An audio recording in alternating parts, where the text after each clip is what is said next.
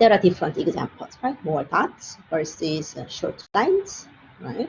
But pretty symmetrical, well-made walls.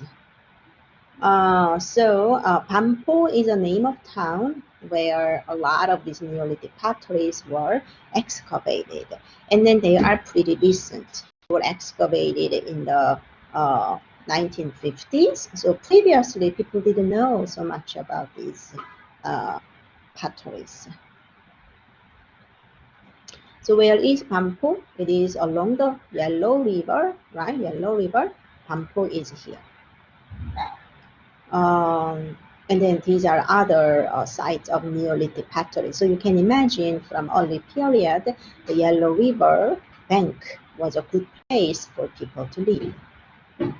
And so Banpo village is here, right in the middle, along the Yellow River, Shanxi province. So these are reconstruction of the housing in the Neolithic period. And then you can see that these are Neolithic potteries. Shapes are very sophisticated, aren't they? Like, symmetrical and good size.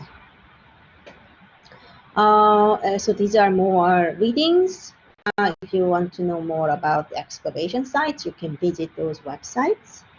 And then now we are moving to the Shang Dynasty. So this is the beginning of organized historical dynasty, and their capital was Anyang. So Anyang is here. Why is it not along the river? Because as you see in news broadcast, Yellow River is often inundated. They suffer from floods.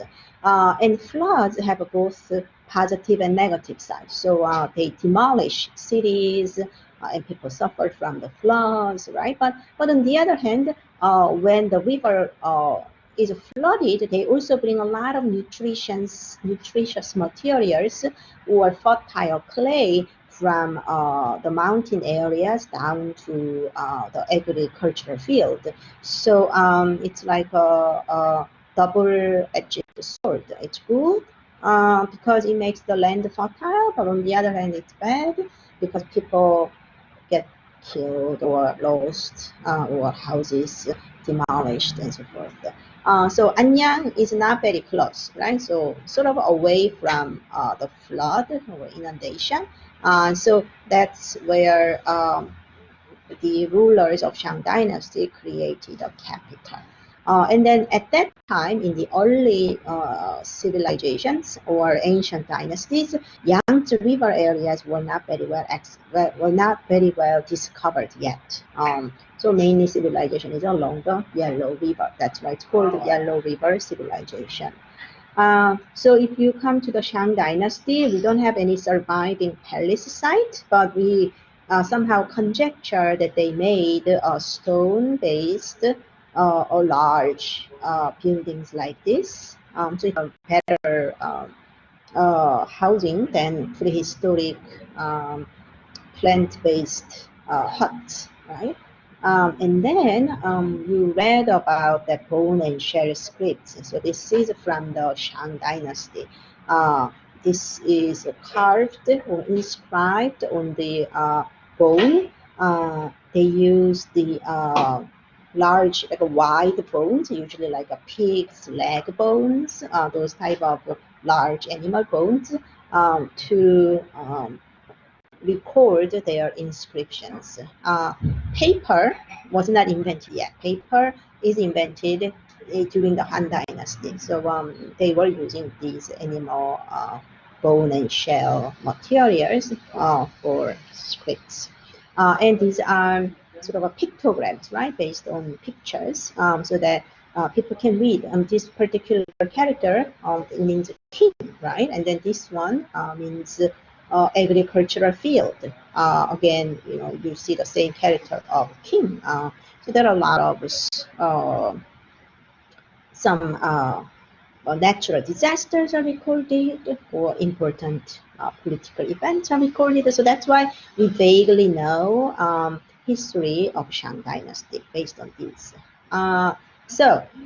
Bronze vessels are the most important artistic object from the Shang Dynasty, and these vessels, like the containers, are made of bronze, right? Bronze is metal.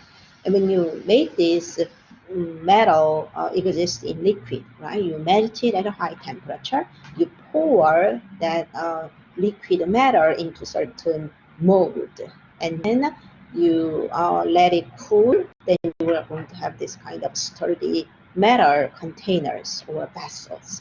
So if you have 3 legs, it's like a 3-footed tripod, triad or tripod vessel. Or you can have 4 legs. It's called fangting. It means literally square cauldron, like iron, not iron, but metal pot with 4 legs and like a rigid square outlines. And then you can also create this type of more sophisticated figures, like human figures, right? Like a man in well dressed in long robe. And then you can imagine that a flag or a stick was inserted through his hand. So it's a functional object. And you will read a lot about bronze vessels, but they are large. They are huge. Huge means about 4 feet tall or 3 feet tall. If you go to the Metropolitan Museum, you will see some of the smaller objects than this. But anyhow, they are big. So how do you make it?